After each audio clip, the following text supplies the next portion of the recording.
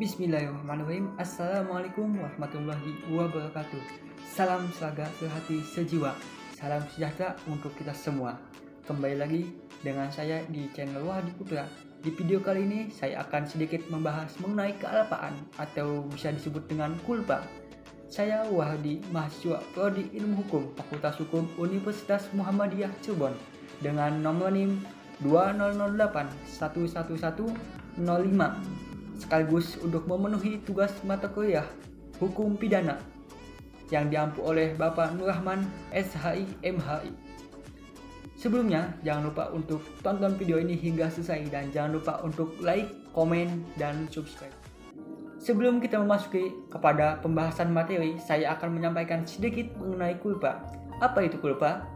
Jadi kulpa adalah kesalahan pada umumnya, akan tetapi dalam ilmu pengetahuan hukum mempunyai arti teknis, yaitu suatu macam kesalahan si pelaku tindak pidana yang tidak seberat seperti kesengajaan, yaitu kurang berhati-hati sehingga akibat yang tidak disengaja terjadi. Nah, kealpaan ataupun bisa disebut dengan kulpa sendiri dibedakan menjadi dua macam, yaitu kulpa lesi dan kulpa lata. Apa itu kulpa lesi? Kulpa lesi itu termasuk kategori kealpaan ringan, sedangkan kulpa lata adalah kealpaan berat. Sampai di sini ada yang ingin ditanyakan? Jika ada silahkan tulis di komentar.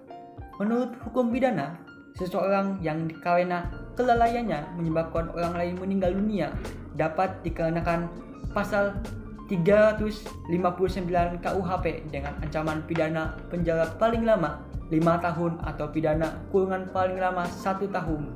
Oh, ternyata lama juga ya. Nah, di sini saya akan menjelaskan kulpa tentang kelalaian dalam malpraktek kedokteran. Jadi, perkembangan hukum kesehatan di Indonesia tidak bisa lepas atau berdiri sendiri, namun saling berkaitan dengan bidang hukum lainnya, termasuk juga hukum pidana. Akhir-akhir ini, dalam dunia kesehatan, kasus malpraktek kedokteran begitu membumi. Berbagai ragam kasus malpraktek diperlihatkan kepada masyarakat, baik melalui media cetak maupun elektronik. Nah, sebagai contohnya, sebuah kasus yang menggambarkan terjadinya perbuatan kelalaian dalam tindakan medis ataupun bisa disebut dengan malpraktek kedokteran, di mana ada seorang pasien yang menjalani pembedahan tulang.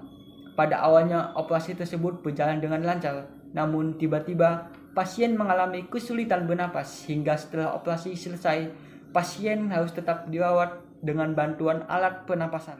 Dalam pemasangan gas anestesi, gas N20 yang seharusnya diberikan kepada pasien, namun nyatanya gas CO2 yang diberikan kepada pasien, di mana gas CO2 seharusnya diperuntukkan khusus untuk operasi katarak.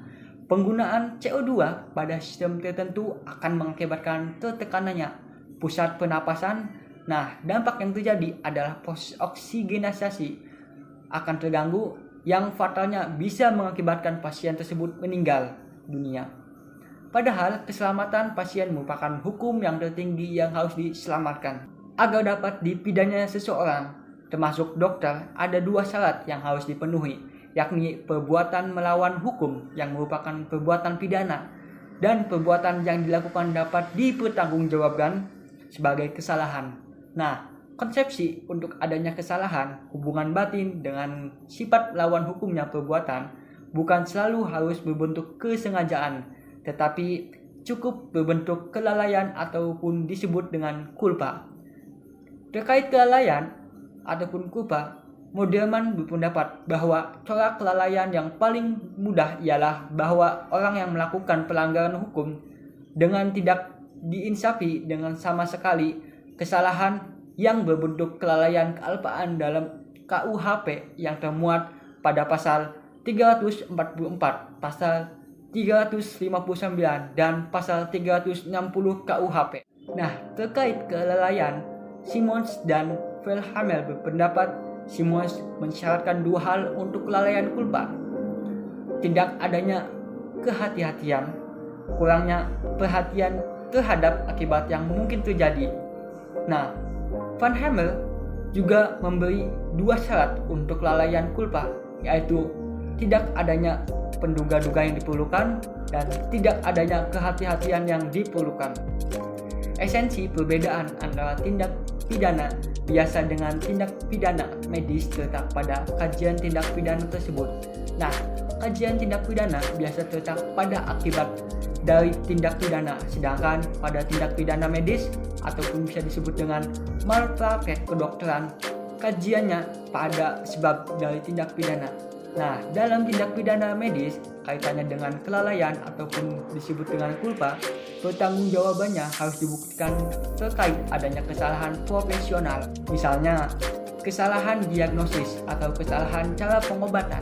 Nah, kesalahan dalam tindakan medis pada umumnya terjadi karena kelalaian yang dilakukan oleh dokter, di mana tolak ukur kesalahan dalam melaksanakan tugas profesi kedokteran berupa kelalaian dalam hukum pidana adalah kelalaian berat ataupun bisa disebut dengan culpa lata. Bukti kelalaian kecil yaitu culpa levis. Yang perlu diketahui, kelalaian ataupun culpa tidak termasuk perbuatan melawan hukum apabila tidak menimbulkan kerugian pada orang lain. Nah, ini terdapat dalam doktrin hukum ataupun bisa disebut dengan hukum tidak mencampuri hal sepele. Namun, pengecualiannya diperuntukkan bagi kelalaian berat ataupun bisa disebut dengan culpa lata, di mana menimbulkan kerugian tidak hanya material, namun juga nyawa seseorang pasien. Kaitan dengan kelalaian berat ataupun disebut dengan culpa lata bisa diatur dalam pasal 359 KUHP yang berbunyi barang siapa karena kealpaannya ataupun kelalaiannya menyebabkan matinya orang lain diancam dengan pidana penjara paling lama 5 tahun atau kurungan paling lama 1 tahun.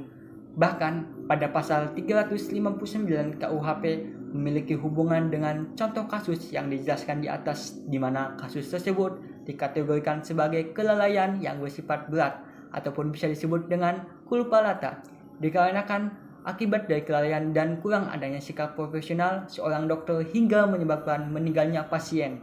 Dari uraian terkait kelalaian dalam malpraktek kedokteran yang dijelaskan di atas, maka intisari bahwa malpraktek kedokteran bisa terjadi disebabkan tindakan kelalaian ataupun kealpaan ataupun suatu ketidakmahiran serta kurang kompetennya seorang dokter yang tidak beralasan. Nah, mungkin seperti itu sedikit materi yang bisa saya sampaikan. Kurang dan lebihnya saya mohon maaf. Bila ada yang ingin ditanyakan bisa langsung di kolom komentar ataupun bisa langsung DM saya di akun Instagram @wahardiputra. Sampai jumpa di video saya selanjutnya.